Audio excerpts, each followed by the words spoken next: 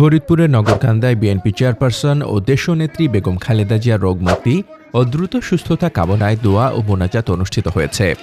শুক্রবার বিকেলে সরকারি এমএম একাডেমি মাঠে উপজেলা বিএনপি ও পৌর বিএনপির যৌথ উদ্যোগে এ দোয়া মাহফিলের আয়োজন করা হয়। অনুষ্ঠানে প্রধান অতিথি হিসেবে উপস্থিত ছিলেন বাংলাদেশ জাতীয়তাবাদী দল বিএনপির সাংগঠনিক সম্পাদক ও ফরিদপুর 2 আসনের মনোনীত প্রার্থী শামা ওবায়দ ইসলাম রিঙ্কু। জাতির অভিভাবক যিনি আজকে অসুস্থ অবস্থায় আছেন,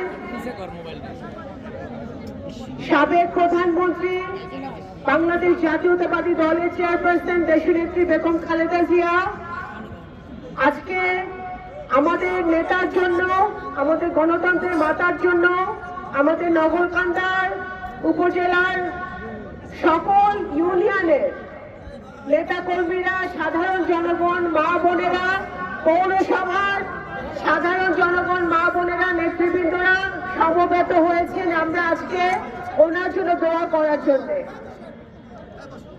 শুধু আজকে নয়, আজকে হয়তো আমরা সমাবেশ হিসেবে দেখতে পাচ্ছি, কিন্তু আমরা যেটা জানি, প্রতিদিন, প্রতি ঘন্টা, প্রতি মিনিটে সারা বাংলাদেশ আজকে দেশ মাতার জন্য দোয়া করছে যেন উনি শীঘ্রই আল্লাহ তাআলা ওনাকে সুস্থ করে আমাদের মাঝে ফিরিয়ে আনতে পারে।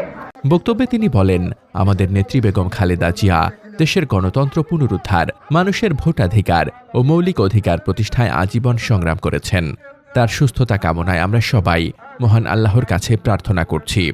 উপজেলা বিএনপির সাবেক ভারপ্রাপ্ত সভাপতি হাবিবুর রহমান বাবুল তালুকদারের সভাপতিত্বে অনুষ্ঠানে আরও উপস্থিত ছিলেন উপজেলা বিএনপির সাধারণ সম্পাদক সাইফুর রহমান মুকুল, সহসভাপতি আলিমুজ্জামান সেলু, সৈয়দ শাহিনুজ্জামান শাহিন, আশরাফ মুন্সি, মাহবুব আলী মিয়া, পৌর বিএনপির সাবেক সভাপতি আসাদুজ্জামান আসাদ, উপজেলা বিএনপির যুগ্ম সাধারণ সম্পাদক বদরুজ্জামান তারা মোল্লা, জজরিস মাতুব্বর, জেলা যুবদলের যুগ্ম সাধারণ সম্পাদক হেলাল উদ্দিন হেলান, পৌর যুবদলের সাবেক সভাপতি তৈয়াবুর রহমান মাসুদ সহ অঙ্গ সহযোগী সংগঠনের নেতাকর্মীরা।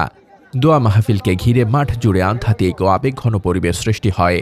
উপস্থিত নেতাকর্মীরা জানান, বেগম জিয়ার সুস্থতা কামনায় এমন ঐক্যবদ্ধ আয়োজন দলীয় মনোবলকে আরও শক্তিশালী করেছে। দোয়া ও মোনাজাত শেষে শান্তিপূর্ণভাবে কর্মসূচির সমাপ্তি হয়। মোহাম্মদ শামীম রেজা, দৈনিক খোলা চোখ।